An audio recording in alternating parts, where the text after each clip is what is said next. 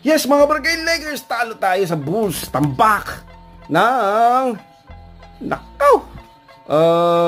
Ilan yan? 31 points. Talo tayo ng 31 points. Puro turnover ng Lakers at hindi dumidepensa. Alam nyo na, kasi may iniiwasan ang Lakers sa standings.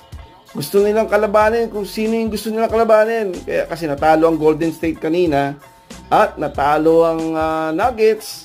Kaya siguro mayroon silang ginagawa. Hindi natin alam, pero yun lang ang aking theory. Dahil puro sila turnovers at hindi dumidepensa na maayos.